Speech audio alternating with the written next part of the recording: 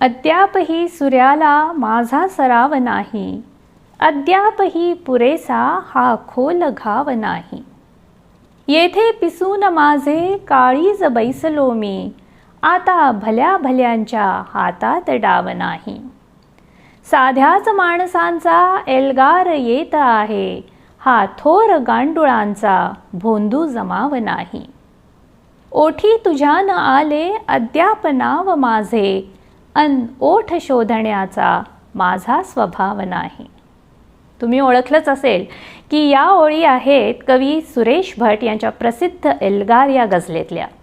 आज ग्रंथयात्रेच्या 91व्या भागात आपण सुरेश भट यांच्या एल्गार या कविता संग्रहाची चर्चा करणार आहोत.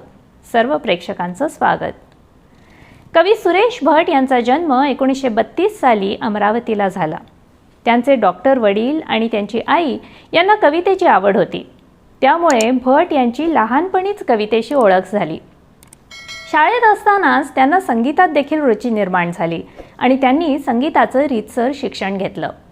भट बासरी उत्तम वाजवायचे आणि उत्तम गायचे. त्याचबरोबर त्यांना व्यायामाची देखील आवड होती. तरुण भारत, लोकसत्ता यासारख्या वृत्तपत्रात त्यांनी वार्ताहर म्हणून काम केलं. बहुमत या साप्ताहिकाचे ते काही वर्ष संपादक होते. 1955 साली BA झाल्यानंतर त्यांनी शिक्षकाचा पेशा स्वीकारला. नोकरी करताना त्यांनी त्यांचं कविता लेखन सुरू ठेवलं होतं. रूपगंधा, रंग माझा वेगळा, झंझावात, सप्तरंग असे त्यांचे कविता संग्रह गाजले. त्यांचा एल्गार हा कविता संग्रह 1983 साली प्रकाशित झाला. मराठी साहित्यात सुरेश भट यांची ओळख प्रामुख्याने गझलकार म्हणून आहे. गझल हा काव्यप्रकार त्यांनी मराठी भाषेत रुजवला. गझल आणि कविता यात नेमका काय फरक आहे हे आपण प्रथम जाणून घेऊ. एकाच वृत्तातील एकच यमक आणि अंत्ययमक असलेल्या 2-2 ओळींच्या शेरांची रचना म्हणजे गझल. प्रत्येक शेर हा स्वयंपूर्ण असतो. नेहमीची कविता सलग असते, त्यातील अर्थ हळूहळू उलगडत जातो. गझलेचे तसे नसते. त्यातील प्रत्येक शेर म्हणजे संपूर्ण अभिव्यक्ती असलेली स्वतंत्र कविताच असते. उदाहरणार्थ, राहिले रे अजून श्वास किती, जीवना ही तुझी मिजास किती. या भटांच्याच गझलेत श्वास आणि मिजास या शब्दात एकच यमक आहे आणि किती हे अंत्ययमक आहे. शेरात जे सांगायचे असते त्याची प्रस्तावना म्हणजे पहिली ओळ असते, तर दुसरी ओळ म्हणजे पहिल्या ओळीत ज्या विषयाची किंवा भावनेची रुजवात केली असेल त्या प्रस्तावनेचा उत्कट व प्रभावी समारोप असतो. सुरेश भटांच्या गझलेत अनेक विषय हाताळलेले आहेत. या पुस्तकातील पहिल्याच एल्गार या कवितेत त्यांनी समाजातील लाचारी, स्वार्थ, ढोंगीपणा यावर प्रहार केलेला आहे. संक्षेप या गझलेत ते लिहितात, हा ठोकरून गेला तो वापरून गेला, जो भेटला मला तो वांधा करून गेला. वेशीवरी मनाच्या आले सवाल सारे, माझा सवाल माझ्या ओठी विरून गेला. किंवा चंद्र राहिला नाही भाबड्या चकोरांचा, चांदण्यावरी ताबा आजकाल चोरांचा. त्यांची गझल नुसतीच प्रस्थापित अन्यायाचा निषेध करत नाही, तर उज्ज्वल भविष्याची स्वप्ने पाहते आणि ते साकार करण्यासाठी इतरांना प्रोत्साहित करते. आम्ही या गझलेत ते म्हणतात, दिले प्रत्येक वस्तीला आम्ही आकाश सोनेरी, जिथे जातो तिथे हाका उशेच्या वाटतो आम्ही. जरी या वर्तमानाला कळेना आमची भाषा, विजा घेऊन येणाऱ्या पिढ्यांशी बोलतो आम्ही. किंवा हीन मंजूर वाटचाल मला, दे भविष्या तुझी मशाल मला. वार्ता या गझलेत ते लिहितात, दिवसाच चोरट्यांनो जाळू नका मशाली, दिवसाच चोरट्यांनो जाळू नका मशाली, अजूनी न सूर्य केला तुमच्या कुणी हवाली. यार हो या गझलेत ते म्हणतात, सूर्य केव्हाच अंधारला यार हो, या नवा सूर्य आणू चला यार हो. डॉक्टर बाबासाहेब आंबेडकरांच्या विचारांचा सुरेश भट यांच्यावर फार प्रभाव होता. भीमवंदना या कवितेत ते लिहितात, कोणते आकाश हे तू आम्हा नेले कुठे, तू दिलेले पंख हे पिंजरे गेले कुठे, या भराऱ्या आमुच्या ही पाखरांची वंदना. एकीकडे भटांची गझल अशी समाजातील वाईट प्रवृत्तींवर, अन्यायावर टीका करते, क्रांतीची प्रेरणा देते, तर दुसरीकडे ती हळुवार प्रेमभावना अतिशय नजाकतीने व्यक्त करते. एकेका शेरात हृदयातील एक एक अनुभव ते नेमकेपणाने बंदिस्त करतात. बरे नाही या गझलेत ते लिहितात, ऐक तू जरा माझे, सोड मोह स्वप्नांचा, आजकाल स्वप्नांचे वागणे बरे नाही. जाहली न कोणाची सांग राख रांगोळी, आपुलीच रांगोळी काढणे बरे नाही. कालचा तुझा माझा चंद्र वेगळा होता, हे उन्हात आलेले चांदणे बरे नाही. किंवा तू नभातले तारे माळलेस का तेव्हा, माझी आज स्वप्नांना गाळलेस का तेव्हा. कालच्या वसंताला ठेवतेस का नावे, वायदे फुलायचे पाळलेस का तेव्हा. प्रीतीच्या भावनेबरोबरच भटांच्या गझला विरह देखील तितक्याच संवेदनशीलतेने व्यक्त करतात. केव्हा तरी पहाटे या त्यांच्या प्रसिद्ध गझलेत हरवलेल्या प्रेमाची साथ प्रत्येक शेरातून तीव्रतेने व्यक्त होते. उरले उरात काही आवाज चांदण्याचे, आकाश तारकांचे उचलून रात्र गेली. अजूनी सुगंध येई दुलई समोगऱ्याचा, गजरा कसा फुलांचा विसरून रात्र गेली. गीते या गझलेत हरलेल्या प्रियकराची खंत व्यक्त करताना ते म्हणतात, दारात जरी आला आषाढ तुझा ओला, गातान मला आला मल्हार तुझ्यासाठी. माझेच मला झाले काही न कळे नासे, घेतात कशी गीते आकार तुझ्यासाठी. आणखी एका गझलेत ते लिहितात, फुलावया लागलीस तेव्हा मला कुठे देहभान होते, वसंत आला निघून गेला मला कुठे वर्तमान होते. किंवा कसा कोरडा कोरडा जन्म गेला, कसा रोज मी पीत गेलो पिपासा. कसे ओठ तू बंद केलेस माझे, करावा कसा आसवांनी खुलासा. माणसा माणसातील जिव्हाळा नष्ट होत आहे याची देखील भटांच्या कविमनाला खंत आहे. ते लिहितात, पुसतात जात हे मुडदे मसणात एकमेकांना, कोणीच विचारत नाही माणूस कोणता मेला. किंवा दिशा गातात गीते श्रावणाची, कुणाला यात तान्हेल्या तृणाची. कशाला एकमेकांची खुशाली, कुणाला काळजी नाही कुणाची. काही गझलांमधून कवीच्या वैयक्तिक आयुष्यातील भावना, आशा निराशा यांची प्रचिती येते. जानवी या गझलेत ते म्हणतात, साधाच मी भिकारी माझी रीतीच झोळी, साधाच मी भिकारी माझी रीतीच झोळी, गावात मान त्यांच्या श्रीमंत जोगव्यांना. वय निघून गेले या कवितेत भट लिहितात, रिमझिम तो रातंदिन स्मरणांचा अमृत घन, पावसात भिजण्याचे वय निघून गेले.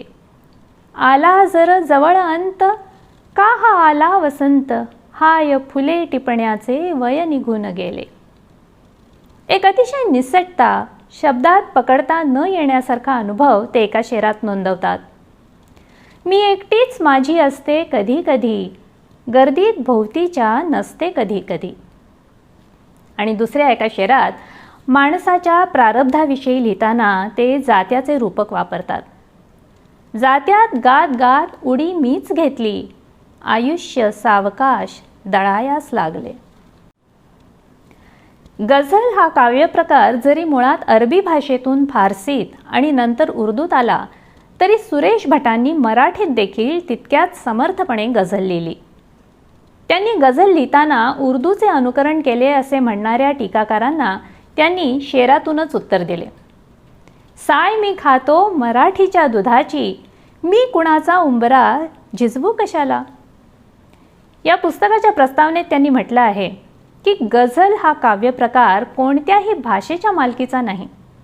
गझल लिहिणारा जर उत्तम कवी असेल आणि त्याचं भाषेवर प्रभुत्व असेल तर गझल कोणत्याही भाषेत यशस्वी होऊ शकते. सुरेश भट या अतिशय मनस्वी कवीच्या गझलांविषयी आपल्याला अधिक माहिती सांगताहेत मराठी गझलांचे अभ्यासक प्राध्यापक अविनाश सांगोलेकर. कविवर्य सुरेश भट हे मराठीमधलं एक मोठं नाव आहे. मराठी कविता प्रामुख्याने गीत आणि गझला ह्यासाठी सुरेश भटांचं नाव हे नेहमीच मराठी कवितेच्या इतिहासात आदरानं सन्मानानं घेतलं जाईल. सुरेश भटांचा एल्गार हा कविता संग्रह त्यांच्या एकूण कविता संग्रहामधला 3ऱ्या क्रमांकाचा कविता संग्रह असून तो डिसेंबर 1986 मध्ये त्यांच्याच बहुमत प्रकाशनातर्फे प्रकाशित झालेला होता. 96 कवितांच्या ह्या संग्रहामध्ये 91 कविता ह्या गझल ह्या काव्य प्रकारातल्या आहेत. तसं बघितलं तर सुरेश भटांनी मुक्त छंदासह कितीतरी वेगवेगळे काव्य प्रकार हाताळलेले आहेत. परंतु त्यांच्या पहिल्या काव्य संग्रहाकडून आपण वाटचाल करत बघितलं तर त्यांच्या या काव्य संग्रहामधल्या कवितांमध्ये गझलांची संख्या ही उत्तरोत्तर वाढत गेलेली दिसते आणि एल्गार या त्यांच्या 3ऱ्या काव्य संग्रहामध्ये तर एकूण कवितांपैकी 91 कविता या गझल काव्य प्रकारातल्या आहेत. म्हणजे ते गीतकार आणि गझलकार म्हणूनच अधिक ओळखले जाऊ लागले. एल्गार हा त्यांचा जो काव्य संग्रह आहे या काव्य संग्रहामध्ये गझलांच्या अनुषंगानं बोलायचं झालं तर प्रेम भावना व्यक्त करणाऱ्या गझला, सामाजिक आशय व्यक्त करणाऱ्या गझला आणि आत्मचिंतनपर गझला अशा 3 गटांमध्ये या गझलांचं वर्गीकरण आपण करू शकतो.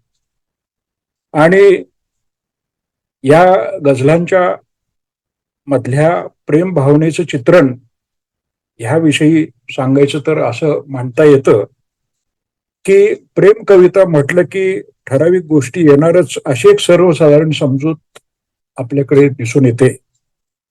भटांच्या एल्गार मधल्या प्रेमविषयक गझलांमध्ये मात्र अशा प्रकारचा ठराविकपणा फारसा आढळत नाही.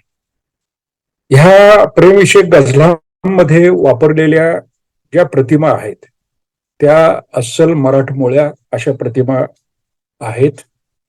म्हणजे खऱ्या अर्थानं मराठी गझलेला मराठी पण सुरेश भटांनी दिलेला आहे. आणि यातल्या प्रतिमा सुद्धा उदाहरणादाखल सांगता येतील. मनाची वेस, फुलांची दिंडी, स्वप्नांचा चिरेबंदी वाडा अशा प्रकारच्या खास मराठमोळ्या प्रतिमा त्यांनी आपल्या गझलांमधून वापरलेल्या आहेत. केवळ प्रेम भावना व्यक्त करणाऱ्या गझलांमधूनच अशा प्रकारच्या प्रतिमा वापरलेल्या आहेत असं नाही, तर सामाजिक आशयाच्या गझलांमध्ये, आत्मचिंतनपर गझलांमध्ये अशा प्रतिमा आपल्याला खूप आढळतात. त्यांच्या सामाजिक आशयांच्या गझला पाहिल्या तर असं लक्षात येतं की उच्च वर्णीय, उच्च भ्रूवर्ग, उंची नोकऱ्यांवर असणारे विद्वान, सत्ता हा केंद्रबिंदू मांडणारे राजकारणी, कृती न करता नुसते बोलत राहणारे तथाकथित क्रांतिकारक किंवा तथाकथित समाजसुधारक, स्वतःचं संतत्व हरवून बसलेले तथाकथित संत, ह्या समाजातल्या जबाबदार म्हटल्या जात असलेल्या लोकांचा ढोंगीपणा हा सुरेश भटांनी आपल्या सामाजिक आशयाच्या गझलांमधून कधी सरळ, साध्या आणि थेट पद्धतीनं व्यक्त केलेला आहे, तर कधी उपरोध उपहासाच्या पद्धतीनं व्यक्त केलेला आहे.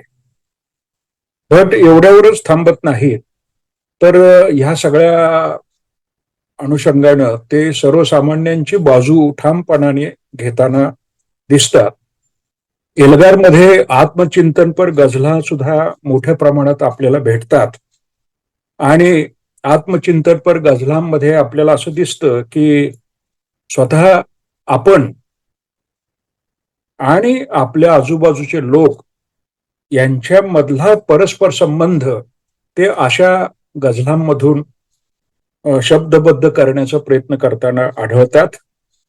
आणि एल्गार म्हणजे अगदी निकराचा संघर्ष, ज्याला आपण शेवटची लढाई म्हणतो, तशा प्रकारची शेवटची लढाई त्यांनी ही जणू काही समाजाविरुद्ध पुकारलेली आढळते. आणि विशेषतः सामाजिक आशय व्यक्त करणाऱ्या गझलांमध्ये हे ते ह्या सगळ्या लढाईमध्ये सर्वसामान्यांची बाजू ठामपणाने घेताना दिसतात. आणि जे स्वतःला उच्चभ्रू, उच्चवर्गीय, उच्चवर्णीय किंवा असे जे काही वर्चस्व गाजवत आलेले जे लोक आहेत, अशांच्या समोर ते ठामपणे उभे राहतात. आणि बऱ्याचदा त्यांचा जो मुखवटा आहे तो मुखवटा सुद्धा टराटरा फाडायला ते मागं पुढं पाहत नाही. आणि सुरेश भट इथं पहिल्या दोन त्यांच्या काव्यसंग्रहांच्या तुलनेत अधिक पुढे गेलेले, अधिक प्रगल्भ झालेले आणि अधिक मोठे होत चाललेले असे आढळतात. एवढ्यावरूनच एल्गार या काव्यसंग्रहाची महती आपल्या लक्षात येऊ शकते. धन्यवाद.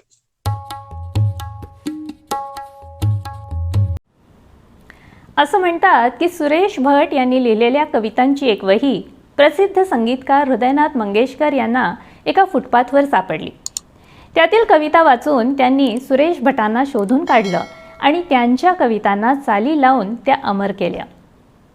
मृदू आणि हळुवार असणारी भटांची कविता अनेक वेळा बाणाच्या टोकासारखी तीक्ष्ण आणि बोचरी अशी औपरोधिक बनत असे.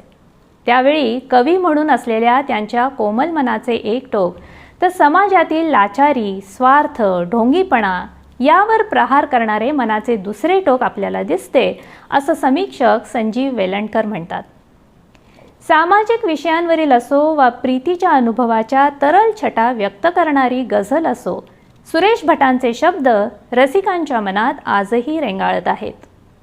त्यांच्या शब्दात सांगायचं तर, विझून माझी चिता युगे लोटली तरीही, विझायचे राहिले निखारे अजून काही. मराठी काव्यविश्वात एका अनोख्या काव्यप्रकाराचे योगदान करून अत्यंत मार्मिक भाष्य करणारी सुरेश भट यांची एल्गार या संग्रहातील कविता अवश्य वाचा.